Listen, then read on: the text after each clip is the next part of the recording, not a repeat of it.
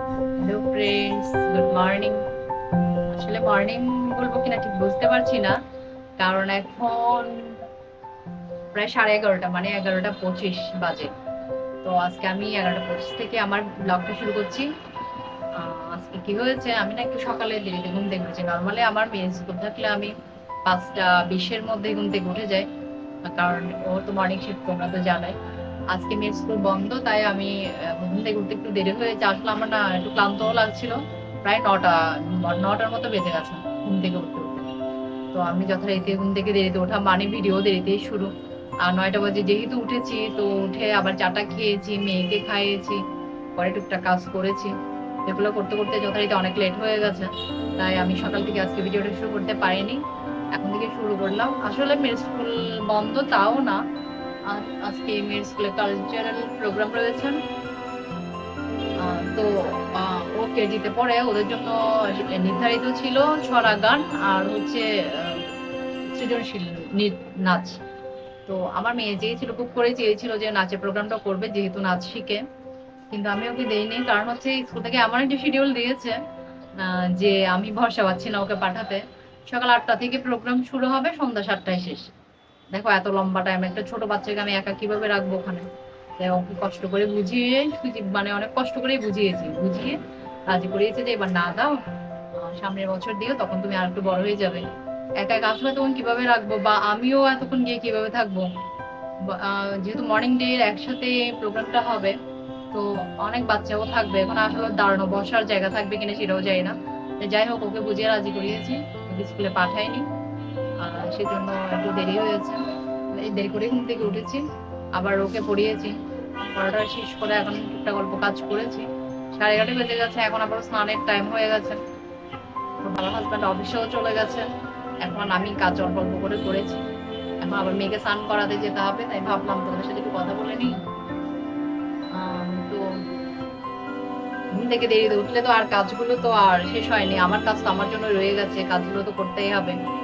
আর ছোট বাচ্চা রয়েছে, বাচ্চার তো এক্সট্রা কাজ থাকেই। যেহেতু নিজের কাজ নিজে করি, তো কাজগুলো তো করতেই হবে। এখন কাজগুলো করব, তার আগে তোমার সাথে একটু কথা বলে নিচ্ছি। তারপর এখন মেয়েকে স্নান করাবো, আবার ওকে খাওয়াতে হবে।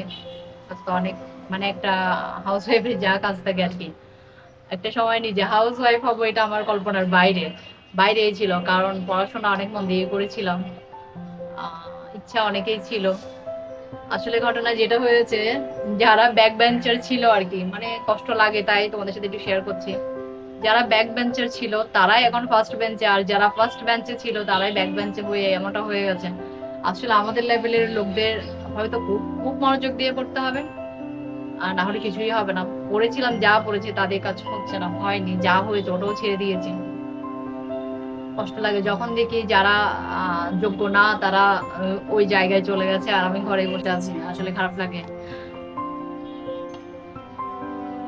তো আচ্ছা, এগুলা সকালবেলা দুঃখের কথা বলেও লাভ নাই, মন খারাপ হয় মাঝে মাঝে, তাই তোমাদের সাথে একটু শেয়ার করছি। এই আর কি, হওয়ার কথা ছিল অনেক কিছুই, কিন্তু শেষ পর্যন্ত হাউস ওয়াইফ মানে ভাবতেও খারাপই লাগে। একটা সময় কত ব্যস্ততার মধ্যে দিন যেত, এভাবে বসে থাকার টাইম ছিল না।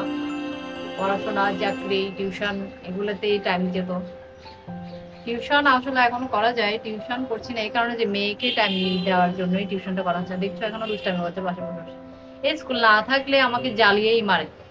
দুষ্টামি ছাড়াই মেয়ে এই শান্তিতে কিছুই করতে পারে না, দুষ্টামের জন্যই ও পারে না। আজকে অনেক কষ্ট করে ম্যানেজ করেছি। কালকে বন্ধুরা বলছিলাম, দেখছো, দাঁড়ানো বাবা একটু কথা বলি। বন্ধুরা বলছে আন্টি অবন্তিকে নিয়ে আসবেন, অবন্তিকে নিয়ে আসবেন প্রোগ্রাম দেখতে। কিন্তু এত লম্বা টাইম আমি আসলে ভরসা পাইনি, তাই পাঠাইনি। যাই হোক, সামনের বছর দেবে এই আর কি। নাচটা আর একটু ভালো করে প্র্যাকটিস করুক, তো সামনের বছর করবে, এটাই এটাই চেয়েছি আর কি। আসলে এত লম্বা টাইম একা একা পাঠানো ভরসা পাই না আমি। রাস্তার পাশে ঘর হওয়াতে আমার কাজটা অনেক বেশি। সুবিধা আছে কি, তুমি আমরা বারান্দায় দাঁড়ালে সবকিছু দেখতে পাই, বাইরের পরিবেশটা দেখা যায়। আর অসুবিধা হচ্ছে যে এত বেশি ধুলাবালি ঘরে ঢুকে, মানে এগুলা পরিষ্কার করতে করতে জান শেষ।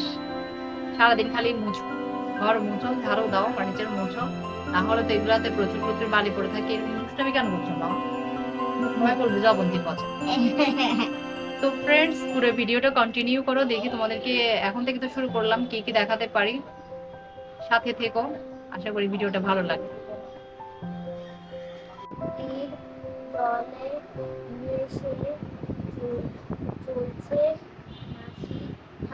কি করছো মা? পড়া নাকি? এগুলো কি পড়া? কোথায় পড়ায়? গল্পের বই? এসবের গল্প করছো নাকি? দুষ্টুমি না করে গল্পের বই পড়ছো, ভালো কাজ তো। আজকে ভালো হয়ে গেলে, আজকে কি তুমি ভালো হয়ে গেলে সেজন্য গল্পের বই পড়ছো মা? সেজন্য গল্পের বই পড়ছো? আচ্ছা, বিরক্ত করছি না, তুমি গল্পের বই পড়ো, ঠিক আছে? আচ্ছা পড়ো। আজকে একটু দই বসিয়েছি, দেখো কি সুন্দর করে বসে গেছে। আসলে গরমকালে দই দিয়ে লাচ্ছি খাওয়া যায়, আবার লাচ্ছি টেস্টি না? লাচ্ছি করে খাওয়া যায়। তারপর আমি আসলে লাচ্ছি খাওয়ার জন্য বসাইনি, দই চিড়াটা খেলে শরীর একটু ঠান্ডা হয়। মানে এই গরমে তেলে ভাজাগুলো না খেয়ে যদি একটু দই চিড়া খাওয়া যায় তাহলে শরীরটা একটু ঠান্ডা হয়, তাই বসিয়েছি। এখন জানি না কি লাচ্ছি খাওয়া হবে নাকি দই চিড়া খাওয়া হবে, এটা এখন জানি না। লাচ্ছি খাওয়া হবে। আচ্ছা, এগুলো সন্ধ্যার পরে হবে, কারণ সন্ধ্যার পরে তো সবাই ঘরে আসে, এখন তো আমরাই রয়েছি। অনেকে বাসায় সবাই তো এখন ঘরে নেই, অফিসে রয়েছে। তো সবাই আসলে তখন ডিসিশন নিব যে এটা দিয়ে কি লাচ্ছি করব নাকি একটু দই চিড়া খাওয়া হবে। এমনি শরবত করেও খাওয়া যায়। অনেক সুন্দর করে বসছে, দেখো ভালোই বসছে না? সুন্দর করে বসে গেছে।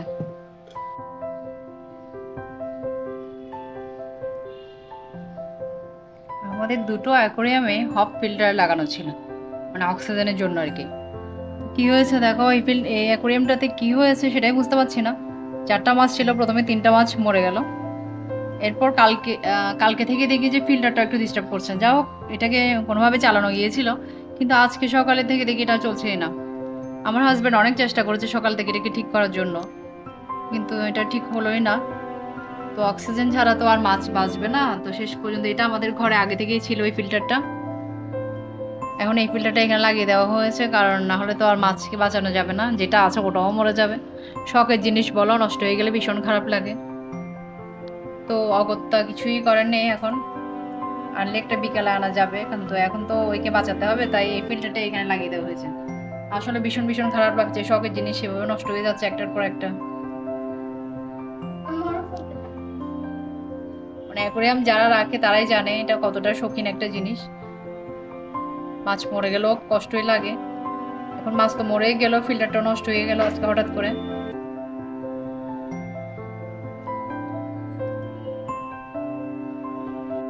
অ্যাকোরিয়ামের পাশে আমি আমার এই প্ল্যান্টটা রেখেছি। প্ল্যান্ট দেখো, আজকে এখানে কিছু আমি কালারফুল পাথর এখানে অ্যাড করেছি, দেখতে ভালো লাগছে তাই না বলো? 3টা পাতা ছিল এটাতে, যখন কিনেছি শুধু 3টা পাতা ছিল।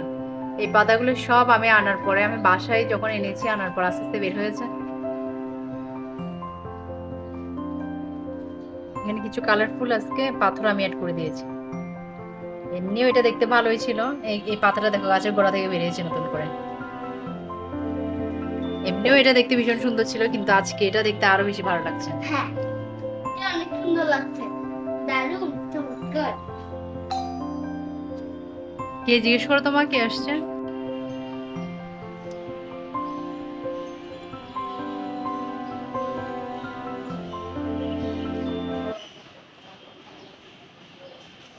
তো আজকে আর ভিডিওটা বেশি বড় করছি না, এতক্ষণ ধৈর্য ধরে যে তোমরা আমার ভিডিওটা দেখেছো, জানি না কী দেখাতে পেরেছি।